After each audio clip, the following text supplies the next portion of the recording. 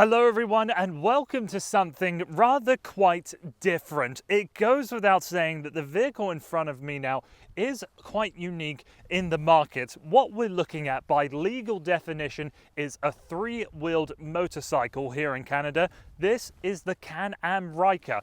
Can-Am, you'll probably know them better for the Spider. That's the much larger three-wheel motorcycle geared more towards older people that are doing more long distance journeys. The Ryker is designed for a younger audience in mind. If you are a motorcyclist, if you want to become a motorcyclist, if you're fearful of only having two wheels on the road, then that will dramatically alter your opinion towards a vehicle like this. So today's review is just talking about what this thing is like on the road. As you can tell by the shape and the profile, it very much looks like a Ski-Doo with wheels attached, and that is who Can-Am is. One of the sub-brands of BRP. They are very well known for making Ski-Doos and Sea-Doos. This is a product that is designed and engineered in Canada and built in Mexico. So what exactly is the Ryker then? Well, it's either a 600cc inline 2 or a 900cc inline 3. Here I have the 900 with 82 horsepower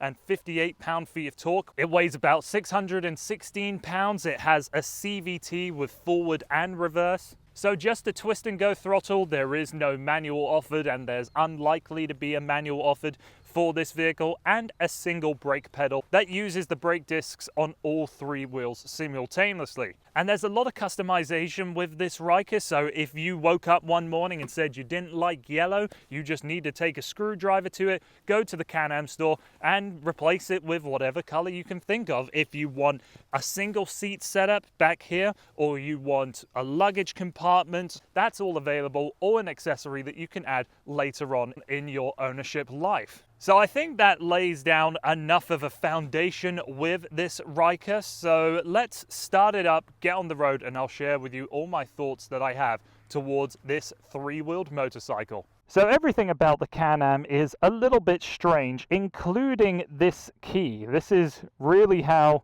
you start up this thing, and you plug it in right in the side, just like that. And then there's a bit of a startup procedure with this vehicle. So make sure that the kill switch is in the right position, then hit the ignition, and you get a little dance of the screen starting up. Then you push the throttle forward a little bit, and then the engine fires up. Now, there's this odd startup procedure for whatever reason, I don't know, and that might be an intimidating factor of getting behind this kind of a vehicle for the first time. You do have to be taught how to start it up. But as this engine is now firing away, I can show off to you that there is quite a fair amount of vibration that comes all across this vehicle. So on the handlebars, which aren't, if I'm honest, the best built, it might just be the mounting point that has a little bit of play in it, but it's causing a lot of vibration to the handlebars and a lot of vibration to the wing mirrors. In addition of build quality woes, just the way that these wires are plugging into the button clusters could be better. I hope that's an issue that is resolved in the near future for future Ryker buyers. Okay, so with the engine on, you have to disengage the parking brake, and just right down there you have the slot to go from reverse and forwards. And I'm not sure if you're meant to use your hand or your foot to operate it, but I always use my hand just because I feel like it's easier to find and grab and slot into the position you want, whilst with your foot it's a little less accurate. So with all that said, I think it's now time to get onto the road.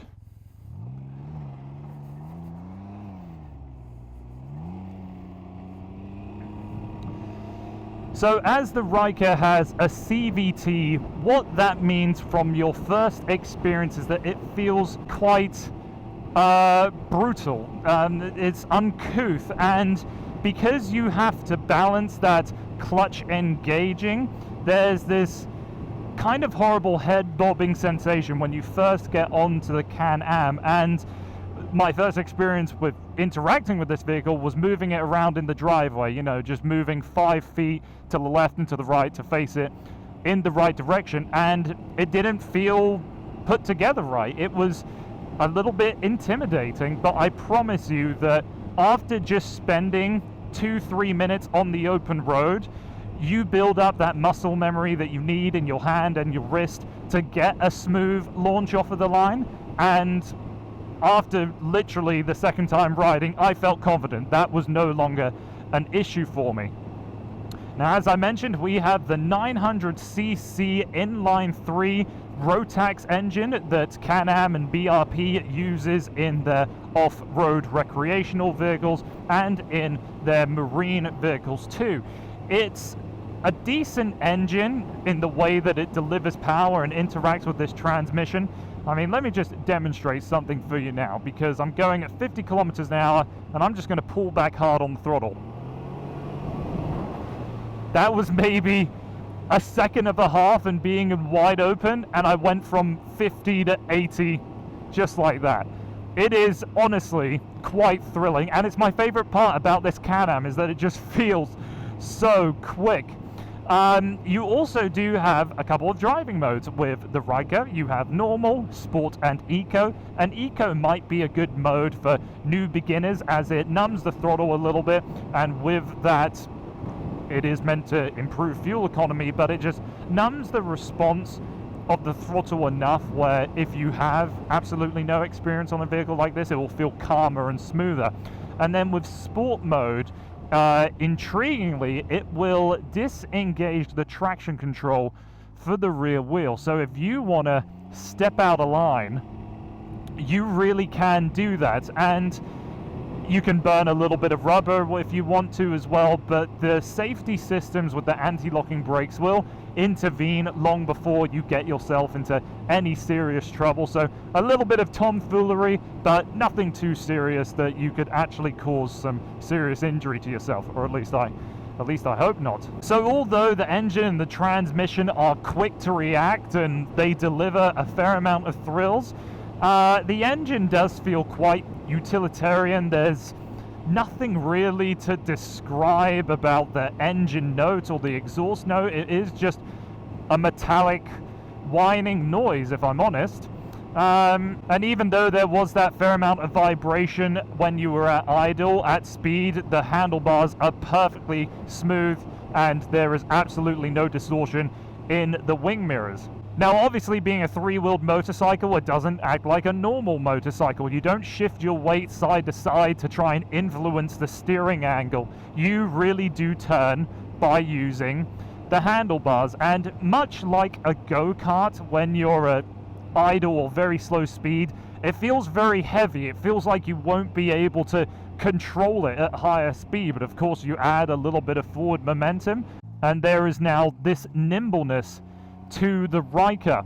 Another element of being a three-wheeled go-kart is that you can clearly see the front wheels ahead of you, and if you have any kind of mechanical interest and you love cars and motorbikes the same way I do, just when you're on an open road like this with no one in front of you, nothing going on, you can just take a second to look at the suspension linkage and the hose for the brake line, and it's all honestly quite beautiful in that mechanical sense. So there is a little bit of a joy to just being on this product and just looking at all of its componentry. And if you're coming to a stop line, you've got that big fat white line painted in front of you, you can line up perfectly every single time and make yourself feel like you're a Formula One driver. So steering not too bad, and the brakes are fantastic. You've got the foot pegs mounted directly to the frame of the Ryker, so when you need a stomp on the brakes, you have a good sure footing. And I'm doing 50 kilometers right now. I'm going to pin on the brakes, no one around me. Oh, really strong stop. I felt like I had a lot of confidence, and they delivered a fantastic result. That was 50-0 in no time at all. Biggest issue I have with the Ryker, and the thing that is the most puzzling for me, is the ride quality. As you have three wheels, if you see something coming up on the road, whether it be a pothole, a manhole cover, crack in the road, whatever, you are almost guaranteed to hit it. So you have the decision to make. Do you want to hit with your outside wheels or your inside rear wheel? And this is the predicament that you often find yourself in, because you have to dart around in a lane to try and get the best ride quality out of the Ryker. This vehicle is about 150 millimeters thinner than the original smart car, so you have plenty of space to move about in a lane. But to be dancing around on an uneven, broken bit of pavement, I don't know if that's the kind of riding style people shopping in this segment would be looking for. But anyways, the suspension on the front wheels isn't too bad. They're definitely softer sprung than what it is on the rear, so whenever I see a pothole, I want to hit it with the front wheels, not the rear, because the rear has quite a horrible crashy nature to it. It just really jutters the entire frame of the vehicle, and if you were to do it off balance, it could feel a little unsettling, honestly. And I know that the Ryker is geared towards younger people. It's meant to be sort of a urban runabout rather than the long distance cruiser that the Spider is, but I'm a young person. I'm 25 years old, and after 2 hours of riding this on downtown Toronto roads, I was sore. I needed a break. But the question I have to ask myself is that if it was too soft, would it be a little less stable at speed? Because there are instances where you take a high-speed corner merging onto a highway, for example, on the Ryker, and you can feel a little bit of lean going to the outboarding wheel. It's not unmanageable in any way. It's just a very slight sensation. So would it be, if any of the springs or the dampeners or whatever, if any of it was softer, would that cause too much of an issue? I don't know, but with the more expensive version of the Ryker, the Rally Edition, you do have adjustable suspension, so I wonder if that is the solution to this specific problem I'm having. Other things to mention, you do have a little bit of a glove box right in front of the instrument binnacle. You have self-cancelling indicators, and this is not a vehicle for those that don't want attention. I don't think I've ever been on or driven in anything that has got as many staring eyes as this. So if that's something you're looking for, I think the Ryker is going to be the absolute best vehicle to get people looking at you. So I think that wraps up all of my thoughts that I have towards the Ryker, and essentially I think it is a good product, but it does need, at the very least, some revisions with the build quality, and maybe an improvement with the suspension system that would make it more tolerable to people like me. But no matter what, if you're looking at a vehicle like this, I highly recommend that you go out and test ride one, because it's an experience like no other.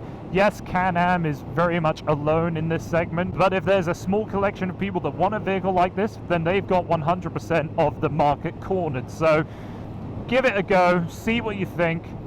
For someone like me that's a hardcore motorcyclist now, it's probably not the thing I would spend my money on, but if there's anybody out there that is hesitant to the life on two wheels, I highly recommend you go and check out one of these. So thank you very much for taking the time to watching this video. Please don't forget to like, comment, subscribe, all of those other great things. Really helps me out a lot. Thanks again. Hope to see you again here soon.